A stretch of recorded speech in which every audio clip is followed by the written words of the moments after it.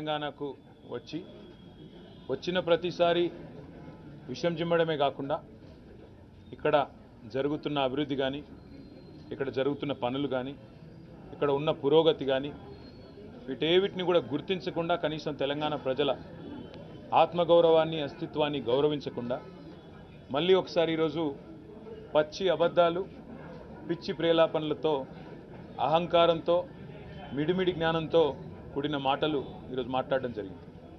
నిజంగా ఒక ప్రధానమంత్రి స్థాయిలో ఉన్న వ్యక్తి ఇవాళ ఇంత పచ్చి అబద్ధాలు మాట్లాడడం అనేది నిజంగా కూడా బాధాకరం. నాకైతే అనిపిస్తూ ఉంది, ఇప్పటి నుంచి ప్రధానమంత్రి గారిని ఎవరైనా కలిస్తే ఒక వీడియో కెమెరా పెట్టుకొని ఆయనతో మాట్లాడే ప్రతిదీ కూడా రికార్డ్ చేసుకుంటే మంచిదేమో అనిపిస్తూ ఉంది. ఎందుకంటే ఇన్ని పచ్చి అబద్ధాలు ఒక ప్రధానమంత్రి స్థాయిలో ఉన్న వ్యక్తి చెప్పడం అనేది నిజంగా దురదృష్టకరం.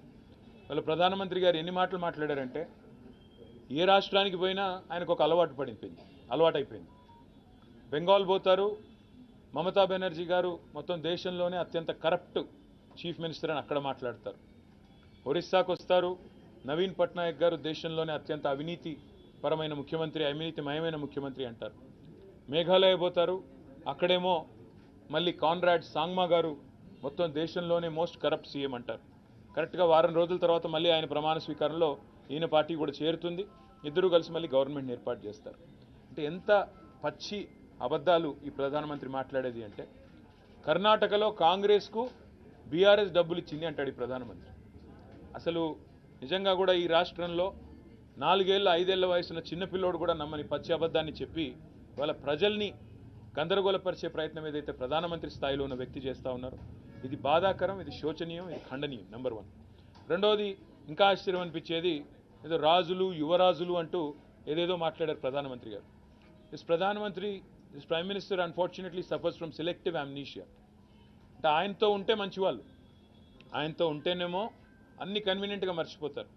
ప్రకాష్ సింగ్ బాదల్ గారు, సుఖ్బీర్ సింగ్ బాదల్ గారు, ప్రకాష్ సింగ్ బాదల్ గారు చీఫ్ మినిస్టర్గా, ఆయన కొడుకు సుఖ్బీర్ సింగ్ బాదల్ గారు డిప్యూటీ చీఫ్ మినిస్టర్గా ఉన్నప్పుడు ఎన్డీఏలో ఉండవచ్చు, అప్పుడు రాజులు యువరాజులు గుర్తురారు. మహబూబా ముఫ్తీ గారితో పొత్తు పెట్టుకున్నప్పుడు, ముఫ్తీ మొహమ్మద్ సయీద్ గారి కూతురు మహబూబా ముఫ్తీ గారి పీడీపీ పార్టీతో పొత్తు పెట్టుకుని ఎన్డీఏలో ఉన్నప్పుడు అప్పుడు గుర్తురాదు, రాజులు యువరాణులు గుర్తురాదు. నిన్నగాక మొన్న ఆంధ్రప్రదేశ్లో కూడా చంద్రబాబు నాయుడు గారు ముఖ్యమంత్రిగా ఉన్నప్పుడు, లోకేష్ గారు ఆ క్యాబినెట్లో మంత్రిగా ఉన్నప్పుడు, వారు కూడా ఎన్డీఏలో ఉన్నప్పుడు రాజులు యువరాజులు గుర్తురారు. బాల్ ఠాక్రే గారి కొడుకు ఉద్ధవ్ ఠాక్రే గారితో శివసేన అంటగాగినప్పుడు బీజేపీ ఎన్డీఏలో అప్పుడు గుర్తురారు వారసత్వము, రాజులు యువరాజులు. అంత దూరం ఎందుకు, నిన్నగాక మొన్న కదా జనతాదళ్ సెక్యులర్ దేవగౌడ గారి అబ్బాయి కుమారస్వామి గారు నిన్నగాక మొన్న ఎన్డీఏలో చేరారు. మరి రాజులు యువరాజులు, ప్రజాస్వామ్యం, గడిది గుడ్డు ఇవన్నీ గుర్తురావు అప్పుడు. అంటే మీకు సంబంధించినంత వరకు మీకు పనికొచ్చే టైంలోనేమో ఒకలాగా, మీకు పనికి రాకపోతే ఇంకోలాగా ఇట్లా మాట్లాడడం ఎంతవరకు సమంజసమో ప్రధానమంత్రి ఆలోచించుకోవాలా. కానీ పచ్చి అబద్ధాల కోరు. That is the reason why this party BJP is called the biggest jhoot factory of India. The biggest Jumla factory and jute factory of India is Bharatiya Janata Party, and the chancellor of this university, the WhatsApp university which propagates all this nonsense, is Prime Minister Narendra Modi himself. What I found amusing are the white lies of Honorable Prime Minister, clearly fabricated, and I think he should start writing scripts for movies. He'll make a great storyteller and a great story writer. తప్పకుండా మంచి స్టోరీలు రాయొచ్చు ప్రధానమంత్రి గారు. Oscar award కూడా వస్తుంది ఆయన యాక్టింగ్కి, ఆయన స్క్రిప్ట్ రైటింగ్ స్కిల్స్కి. డెఫినెట్గా ప్రయత్నం చేస్తే మంచిది. This prime minister is so inconsistent. He says on the one hand BRS has funded Congress in Karnataka, and he says that he has not allowed us into NDA. हमें कोई पागल कुत्ता ने काटा है क्या कि NDA में हम जाके शामिल हो जाएं? आज पूरे के पूरे पार्टी आपको NDA को छोड़ के बाहर जा रहे हैं.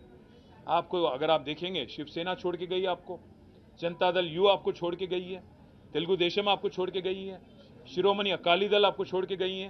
साथ है कौन आपके? CBI, ED, IT, इनके अलावा है कौन आपके NDA में? आज प्राइम मिनिस्टर ये मानते हैं अपने आप को कि वो बहुत क्लीन आदमी है और बाकी पूरा दुनिया करप्ट है. प्राइम मिनिस्टर को मैं याद दिलाना चाहता हूँ, क्या हो गया हिमंत बिस्वा शर्मा पे जो केस था, आपके पार्टी में शामिल हो गए, केस गायब.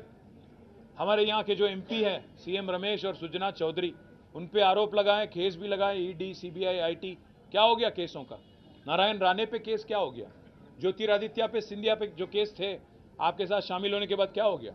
और आप जब बात करते हो प्राइम मिनिस्टर साहब कि फैमिली पॉलिटिक्स, डायनेस्टी, मैं आपसे पूछना चाहता हूं, है कौन अनुराग ठाकुर?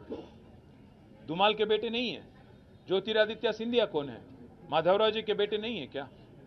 है कौन जय शाह? कोई क्रिकेटर है? कोई बहुत बड़े कोच हैं? कौन है जय शाह? क्या आपने उनको बीसीसीआई के जनरल सेक्रेटरी बना दिया? आप जब बात करते हो प्रधानमंत्री जी, सोच के संभल के करना, क्योंकि केसीआर फाइटर है, वो चीटर के साथ काम नहीं करते। केसीआर जी कभी भी जिंदगी में आप जैसे लीडरों के साथ, आप जैसे पार्टियों के साथ कोई समझौता नहीं करेंगे। हम पूरे विश्वास के साथ ये कहते हैं, हम कोई दिल्ली के गुलाम नहीं है, हम गुजरात के गुलाम नहीं है, दिल्ली के गुलाम नहीं है। हम तेलंगाना जनता के आशीर्वाद से आज तेलंगाना में 2 बार चुने गए, डेमोक्रेटिकली इलेक्टेड गवर्नमेंट हमारी है। अगर आपको लगता है कि आपके डराने से, आपके चिल्लाने से, आपका गला फाड़ फाड़ के बोलने से लोग यहाँ पे बहक जाएंगे और एक बहकावे में आएंगे, तो आपकी नादानी है। और एक बात भी मैं कहता हूँ, उन्होंने ये भी कहा कि हमारे चीफ मिनिस्टर ने उनके पास जाके परमिशन लिया कि मुझे चीफ मिनिस्टर बनाना था। मैं प्रधानमंत्री जी को याद दिलाना चाहता हूँ, अगर हमारी पार्टी की कोई फैसला अगर लेना है तो हमारे पार्टी के विधायक लेंगे, हमारे पार्टी के पॉलिट ब्यूरो लेंगी। आपसे नो ऑब्जेक्शन सर्टिफिकेट लेने की क्या नौबत आ पड़ी है? हमें कोई फर्क नहीं पड़ता कि मोदी या बीजेपी क्या मानती है, क्या किसको देखना चाहती है। यहाँ पे तेलंगाना जनता आज केसीआर जी को तीसरी बार मुख्यमंत्री बनाने के लिए चुनने के लिए तैयार है। आप कितना भी गला फाड़ लें, कितना कुछ भी बोल लें और कितने भी झूठ बोल लें, जितने भी सफेद झूठ आप बोलें, आप कुछ भी नहीं कर पाएंगे। और मैं आज चैलेंज करता हूं बीजेपी को, पिछली बार जो चुनाव हुए थे तेलंगाना में 2018 में, आपके 105 विधानसभा के कैंडिडेट की डिपॉजिट जब्त हो गई, जमानत जब्त हो गई थी। मैं चैलेंज करता हूं, अगर दम है बीजेपी में, नड्डा में, अमित शाह में, नरेंद्र मोदी में और जितने भी और लीडर हैं, आइए। Tourist sir welcome to Telangana, हमें कोई इतराज नहीं। आप आइए, गला फाड़ फाड़ के बोलिए, तेलंगाना जनता को समझाइए कि किया क्या आपने तेलंगाना के लिए पिछले 9 साल में। और कोई अगर वोट देना भी चाहे तो क्यों दें आपको? मैं चैलेंज करता हूं, पिछली बार 105 सीटों में आपकी जमानत जब्त हो गई थी, इस बार 110 सीटों में आपकी जमानत जब्त हो जाएगी। और इस बार आपको एक भी एमपी आपको तेलंगाना से नहीं मिलेगा, क्योंकि आप इतने झूठ बोल चुके हो, इतने कारनामे कर चुके हो। और सबसे अहम बात ये पूछना चाहता हूं प्राइम मिनिस्टर, आप ये मानते हो अपने आप को कि आप बहुत ही साफ इंसान हो, बहुत ही करप्ट, क्या बोलते हैं उनको, क्लीन इंसान हो, तो आप क्यों मुकर गए? जेपीसी अदानी के मामले में जेपीसी से क्यों डरते हो? अदानी के मामले में एक बार भी प्रेस के आगे आके क्यों नहीं बोलते हो? जब श्रीलंका की गवर्नमेंट ने खुद कहा कि वो दबाव में उनको लाया गया, भारत सरकार की तरफ से प्राइम मिनिस्टर मोदी ने खुद श्रीलंका प्रेसिडेंट को बोला कि आपको एक 6000 करोड़ वाला कॉन्ट्रैक्ट अदानी को देना है, क्यों आप आज तक नहीं क्लैरिफाई करते हो? क्यों आप बोलते नहीं हो? हर किसी को डरा के, धमका के जो काम चलाने की तरीका आपने सीखा है, मैं प्रधानमंत्री जी आपसे कहता हूं, ये तेलंगाना में ना चलेगी। आपकी जितने भी यहाँ पे साजिशें हैं, आपकी जितने भी यहाँ पे कोशिशें हैं, सारे के सारे नाकाम रहेंगे। और మీరు ఎన్ని ప్రయత్నాలు చేసినా, ఎన్ని పిచ్చి మాటలు మాట్లాడినా తెలంగాణ ప్రజలకు స్పష్టంగా తెలుసు, మీరు ఈ 9 ఏళ్లలో తెలంగాణకు చేసిందేమీ లేదు, మీరు ఇచ్చింది గుండు సున్నా, కాబట్టి మీకు వచ్చేది కూడా గుండు సున్నానే। ఎన్ని అబద్ధాలు చెప్పినా, ఎన్ని పిచ్చి ప్రేలాపనలు పేలినా కేసీఆర్ గారు ఒక ఫైటర్, ఆయన చీటర్స్తో ఎన్నడూ చేతులు కలపడు। ఎన్డీఏతో చేరాల్సిన కర్మ మాకు లేదు, మునిగిపోయే నావ, అన్ని వదిలిపెట్టి పారిపోతా ఉన్నారు। దాన్ని తెలుగుదేశం వదిలేసింది, అదేవిధంగా శిరోమణి అకాలీదళ్ వదిలేసింది, జేడీయూ వదిలేసింది, శివసేన వదిలేసింది। అయినా ఎన్డీఏలో ఉన్నదెవరు? సిబిఐ, ఈడీ, ఐటీ, ఇవి తప్ప ఎన్డీఏలో పార్ట్నర్స్ ఎవరు ఉన్నారు అసలు? కాబట్టి ప్రధానమంత్రి గారు మునిగిపోయే నావ ఎవడు ఎక్కడు। రెండోది, ఎన్డీఏలోకి చేరడానికి మాకేం పిచ్చి కుక్క గరవలేదు। కాబట్టి మీరు ఎన్ని అబద్ధాలు చెప్పినా, మీరు ఎన్ని పిచ్చి ప్రేలాపనలు వెళ్ళినా, ఎందుకంటే ఇవాళ మీరు మాట్లాడిన మాటల్లోనే మీ ఫ్రస్ట్రేషన్ తెలుస్తుంది। రాహుల్ గాంధీ వచ్చేమో మేము బీజేపీకి బీ టీం అంటాడు, ఈయన వచ్చేమో మేము కర్ణాటకలో కాంగ్రెస్ పైసలు పంపినామంటాడు। మేము కర్ణాటకలో కాంగ్రెస్ పైసలు పంపుతుంటే మరి నీ ఐటీ టీం ఏం చేస్తుంది? మీ ఐటీ ఇన్కమ్ ట్యాక్స్లు ఏం చేస్తున్నారు? మేము ఇదివరకే చెప్పినాం, మళ్ళీ చెప్తున్నాం, మీరు ఈ పిచ్చి మాటలతో, ఊకదంపుడు ఉపన్యాసాలతో, ఉడత ఊపులతో ఎవరో బెదిరిపోతారనుకుంటే ఆత్మాభిమానం గల తెలంగాణ బిడ్డలు ఢిల్లీ గులాంలం కాదు, గుజరాత్ బానిసలం కాదు, ఖచ్చితంగా కొట్లాడతాం, చివరిదాకా మీతో కొట్లాడతాం, చివరిదాకా నిలబడి తలబడతాం. 100% మిమ్మల్ని ప్రజాక్షేత్రంలోనే మీ సంగతి ఏందో తెలుసుకుంటాం. सर चुनाव से ठीक पहले जो बैक टू बैक विजिट हुआ और उसमें जो डेवलपमेंट से रिलेटेड जो इनोवेशन हुए उसको आप कैसे देखते हैं? इसको सिंपल बात है, सिंपल बात है. एक बात कहते हैं कि प्रधानमंत्री जो हैं जुमले के लिए बहुत पॉपुलर है. कई सारे वो ख्वाब दिखाते रहते हैं लोगों को. बताया था उन्होंने कि 2022 तक हर किसी को घर मिलेगा, 2022 तक हर एक घर में वो जल दे देंगे, पीने की पानी देंगे. 2022 तक उन्होंने ये भी कहा था कि 5 ट्रिलियन इकोनॉमी हो जाएगी. 2022 तक उन्होंने ये वादा भी किया था कि किसानों की आमदनी डबल हो जाएगी, farmer income will be doubled. 2022 तक उन्होंने ये भी कहा था कि 5 ट्रिलियन इकोनॉमी बनेगी. मैं हमारे देशवासियों से, हमारे भाइयों से, बहनों से पूछना चाहता हूं, क्या इन पांचों चीजों में जो प्रधानमंत्री ने आपसे वादा किया था कोई एक भी आज तक सच निकला? तो ये प्रधानमंत्री जो है सबसे बड़े एक झूठ के कैंपेनर है, जुमले के कैंपेनर है.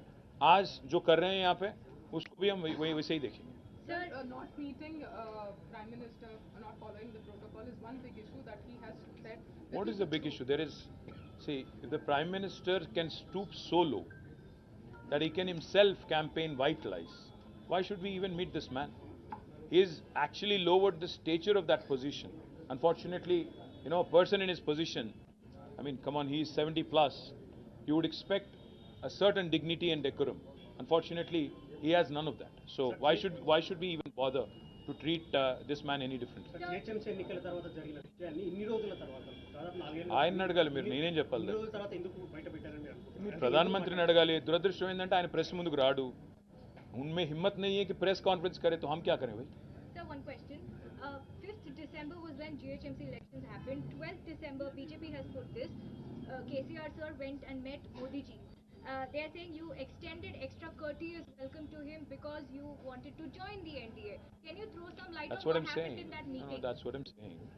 A meeting happened between two gentlemen, a chief minister and a prime minister, two people who are holding highest constitutional positions in the country. Now this man, the prime minister, comes out and actually gives out his version, or at least his fabricated version. Now the other man who can respond to that is our honorable chief minister, but unfortunately he's indisposed, he's sick. So on his behalf, from my party, all I'm saying is, this man is known for his white lies, the prime minister. This man is known for his fabricated, ideas. In fact, his education qualifications are dubious. Now what do I say? What more do I say about this man? MA in entire political science is what he specialized in. So how much credit do you want to give to this gentleman? As far as I'm concerned, हमें कोई पागल कुत्ता ने नहीं काटा है कि हम एनडीए ज्वाइन होना चाहते हैं, क्योंकि वो डूबती नावा है.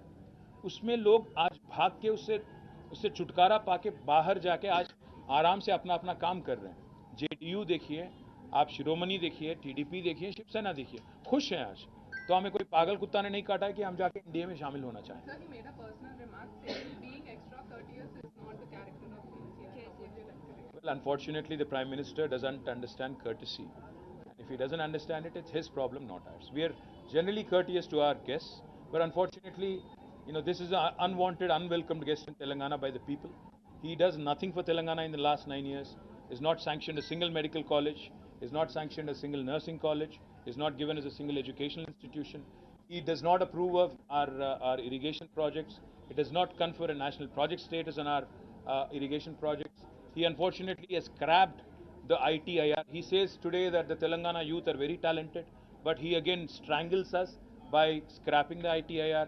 I can go on. The number of injustices this gentleman has done. In fact, he has questioned the very existence and very birth of Telangana. He said it on numerous counts कि माँ को मार डाल के बेटी को उन्होंने जन्म दिया, तेलंगाना के बारे में कहते हुए. और ऐसे शख्स से हम क्या एक्सपेक्ट करें? ठीक है, थैंक यू. आई थिंक ఆఖరి में ये भी बोल दें. चलो, కేంద్రం ఇచ్చిన నిధులతోనే బీఆర్ఎస్ ఏదో చేస్తోంది అని ప్రధానమంత్రి అంటున్నారు. ప్రధానమంత్రి ఇంతకంటే పచ్చబద్ధం ఏదైనా ఉంటుందా? మీరే చూడండి. ఎందుకంటే రిజర్వ్ బ్యాంక్ ఆఫ్ ఇండియా లెక్కలు ఉన్నాయి, కేంద్ర ప్రభుత్వం యొక్క ఆర్థిక శాఖ గణాంకాలు ఉన్నాయి.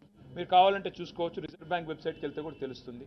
Today Telangana is the 4th largest contributor to India's GDP. 1 रुपया जो यहाँ से जाता है भारत सरकार को, उसमें से हमें वापस मिलता है 46 पैसा. तो कौन किसके पैसे से आज मजे उड़ा रहा है या मजे ले रहा है, ये जनता तय करेगी। मैं तो इतना ही कहूंगा कि एक प्रधानमंत्री लेवल पे होते हुए ऐसे चीज बोलना उनके लिए शोभा नहीं है, शोभा नहीं देता, अच्छी बात नहीं। Sir, on delimitation, he spoke that South India, based on population, South Indian states should have their own voice because it is based on basis of population. So, what would be PRS stand on? We have said it very clearly. If Uttar Pradesh and Bihar are going to outnumber the entire southern India just because of this population measure, and this population control was propagated by Government of India. So obviously the Prime Minister is clueless. He's basically, I think, intellectually bankrupt, if you ask me on this issue. So therefore, we'll have to sit as a party, talk to other like-minded parties and take a view. On the issue of turmeric vote, did you see is a big It's a joke. It's a joke because it's been 9 years. He could have done it 9 years ago. He does it now, and probably he's just erected a small, yellow board and he left. That's all he knows about turmeric board. So, he was speaking on Tamil Nadu temples that the government is trying to take the control of it. They have to. बहुत कुछ बोलते हैं, ज़्यादा कुछ बकवास ही बोलते हैं।